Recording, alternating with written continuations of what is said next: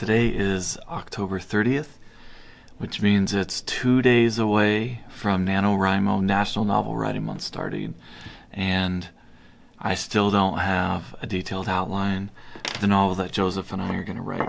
We spent some time, we posted last week, trying to figure out what we want to talk about, and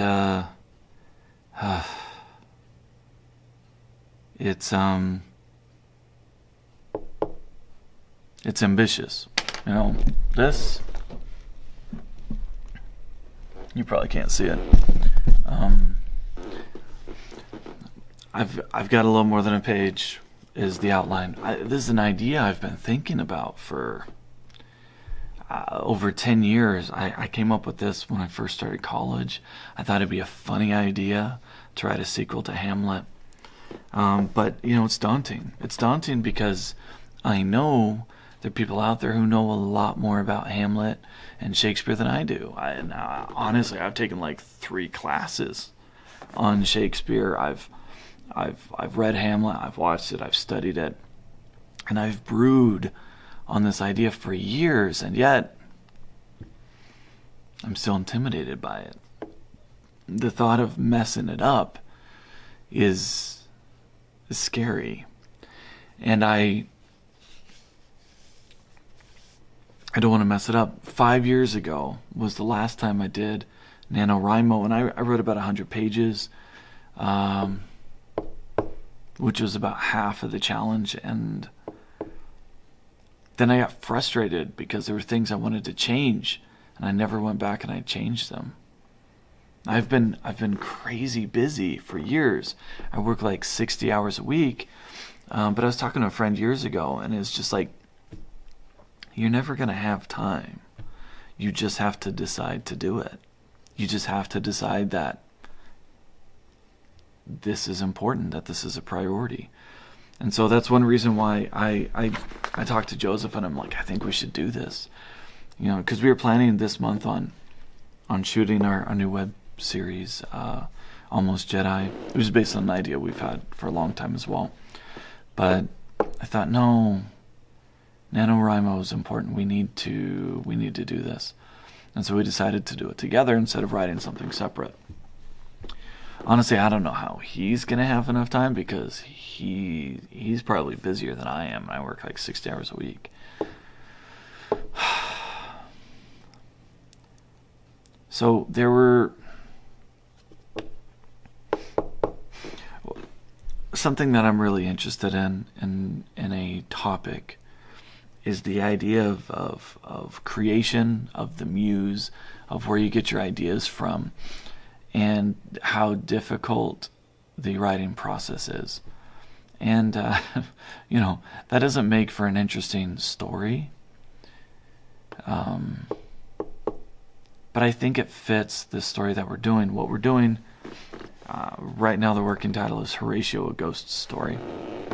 Also a play within a novel.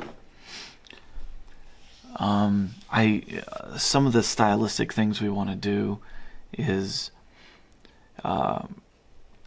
patterned after what John Steinbeck did in Of Mice and Men. Of Mice and Men, it's a novella. It's short. Depending on the printing, it's 100 pages. But what he did was he basically wrote 6 scenes. He wrote it like a play. The story doesn't follow the characters. The story starts in a location. It describes the setting. Then the characters show up. They might come in and out like you might see in a play. And then, in some cases, the scene continues after the characters have left. And it follows, George and Lenny and the other characters as they go through this, experience on a farm.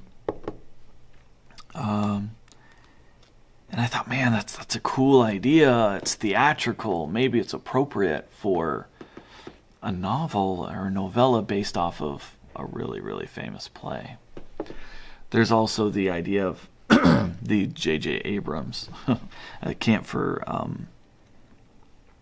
for sequels. A lot of people got upset with him when he did Episode 7 of Star Wars. They're just like, man, you just remade Star Wars. You didn't do a sequel. And, there's a lot of arguments. You could take a lot of different ways about that.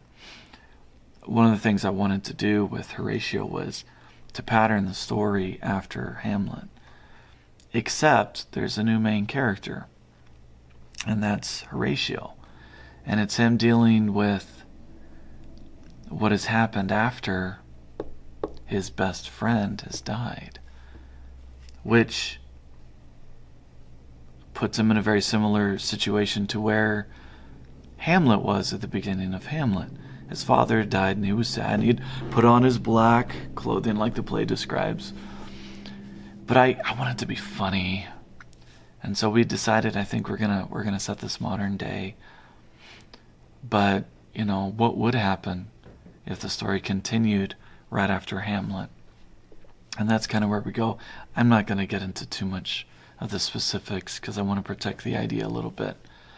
But one of the ideas is Horatio's asked to tell the story, which puts him in the situation to figure out how to do that as a creative person who's also depressed, who is sad at the loss of his friend. How do you use that experience to tell a story? And I've dealt with depression in the past. It's been a long time since I felt that it was bad. But the anxiety of rejection, the anxiety of trying to create something and failing is still there. And it makes it hard to write something which is challenging when the whole time you're what some people call the inner editor, the other you, the whatever.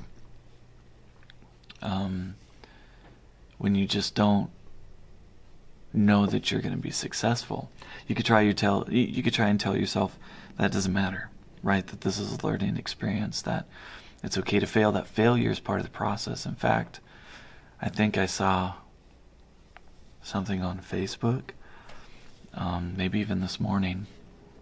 I was talking about failure, and it was something to the effect that failure's experience.